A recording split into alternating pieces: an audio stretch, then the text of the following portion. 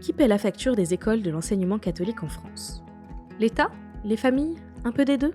C'est une question qu'on entend souvent, et la réponse est plus nuancée que l'on l'imagine. Il est bon de savoir qu'en France, l'école est gratuite depuis la fin du 19e siècle. Cela est vrai que l'établissement soit public ou privé, pour les enfants de la maternelle jusqu'à l'âge de 16 ans. Par ailleurs, le système scolaire repose sur un autre principe protégé par la Constitution, la liberté d'enseignement. Pour les parents, cela signifie la liberté pour chaque famille de pouvoir choisir l'école de ses enfants.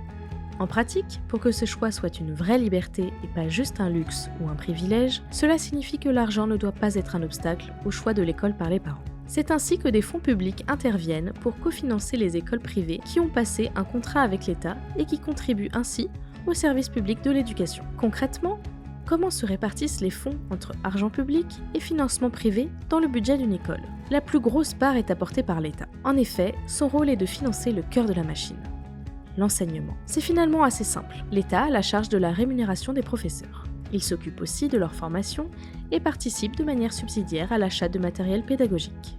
En contrepartie, l'école s'engage à suivre le programme officiel de l'éducation nationale. C'est ça, le principe du contrat.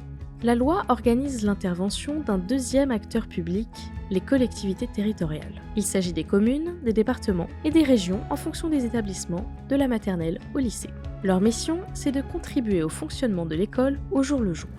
Pour cela, elles versent une aide financière au nom un peu technique, le forfait d'externat. Qu'est-ce qui se cache derrière cette expression? Chaque collectivité a en charge le fonctionnement d'un niveau d'établissement. Elle a donc dans son budget le coût d'un élève dans une école, un collège ou un lycée public sur son territoire. Selon la loi, elle doit verser une somme équivalente à l'école privée pour chaque élève qu'elle accueille. Ainsi, le montant change selon la ville, le département ou la région, en fonction de chaque situation locale et du nombre de jeunes concernés. Cet argent est indispensable au fonctionnement de l'établissement. Il permet notamment de payer les salaires de tout le personnel qui n'est pas enseignant, l'administration, les gens qui s'occupent de l'entretien, de la surveillance, parfois, de leur propre initiative, les collectivités peuvent abonder au budget de l'établissement pour certains travaux ou pour des mesures à caractère social telles que la cantine ou les transports. Nous en arrivons au troisième et dernier financeur, les familles bien sûr. Tout le monde parle de frais de scolarité. Eh bien en réalité, cette idée est fausse. La contribution versée par les parents ne sert jamais à payer les profs. Elle correspond au contraire à une sorte d'investissement dans ce qui fait la spécificité de l'école.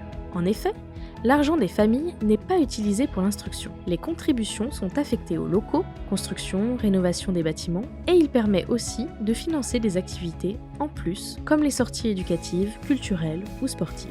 Et bien sûr, pour financer le projet éducatif et spirituel qui est l'ADN de l'établissement. Maintenant que l'on sait qui paye quoi, essayons de nous représenter le budget global d'un établissement sous contrat. Le financement public, qu'il vienne de l'État ou des collectivités, constitue un socle d'environ 75%.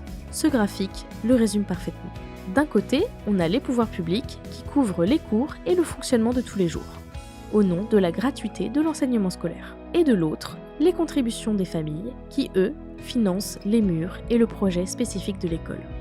Ainsi, la question qui se pose est bien celle-là.